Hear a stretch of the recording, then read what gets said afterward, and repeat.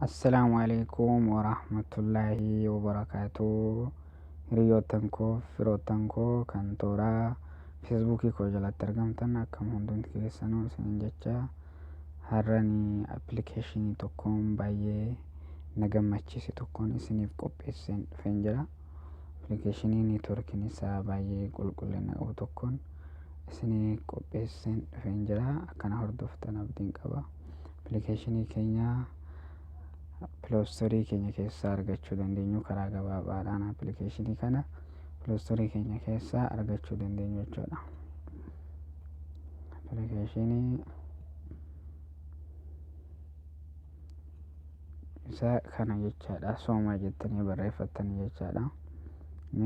Appilikeeshiniin kun baay'ee neetwoorkiin isaa filatamaa ta'ee nama gammachiisu, neetwoorkiin isaa hin cinne jechaadha. Isa jalqaba irratti argitan kana jechuudha. Soomaa fi viidiyoo kool and chat kan jedhu kana jechuudha.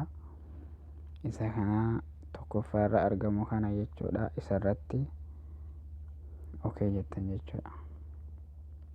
Ani gama kootiin waan buufadhee jiruuf isin biratti install jedha. Bakka anaaf open jedhu kana irratti isiniif install jedha.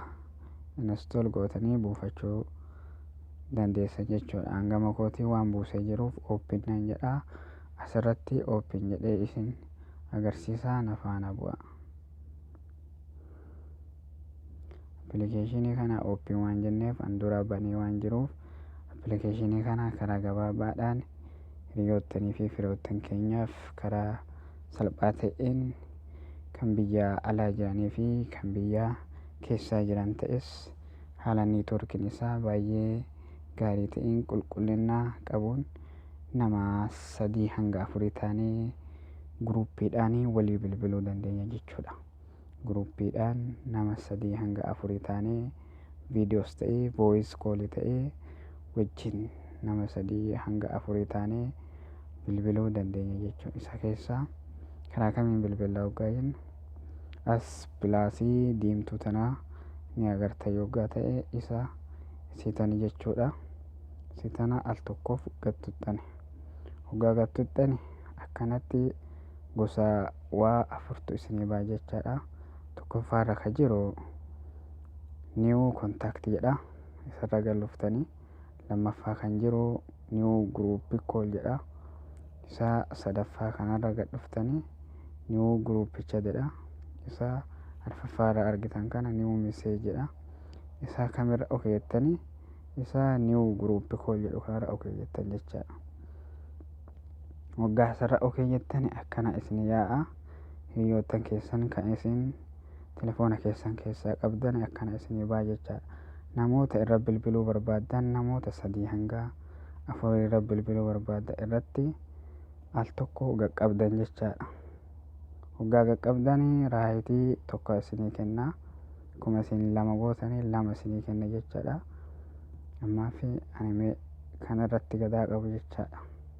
Waggaa asirra qaqqabe raayitii tokko naaf kennee jira jecha mataa gubbatti.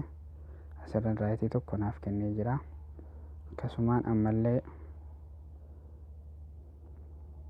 ittiin dabala isa 2 ta'ee jitiin jira jechaadha. Amma asirratti 2 naaf godhee jira. Ammas 3 jechaadha. Nama select contact 3 naaf kenneetiin jira. Namoota 3 naaf kennee jira. Anaa walitti nama 4 jechuudha. Nama 4 wajjin haasa'uu dandeenya karaa gabaabaadhaan. Asirratti boota raayitii tanarra jecha isinii mul'atte yoo ta'eef boota raayitii ta'a akka isinirra mul'attuun abdiin qaba. Raayitii tanarratti waggaa gattuxxanii ni bilbilama jechaadha. Nama arfaniifuu al tokkos ni bilbilama. Anamma yoo isarra qaqqabe viidiyoo sagalee rikoordii waraabaarutu na jalaa dhaabbata waan ta'eef isarratti al tokko gattuqee sagaleen koo na jalaa dhaabbata waan ta'eef kanaafuu isin achirratti okay yoo jettan nama 3 hanga 4 isin keessummeessa jecha. Anaa walitti amma nama 4 jechaadha. Akka irraa hubattaniin abdiin qaba.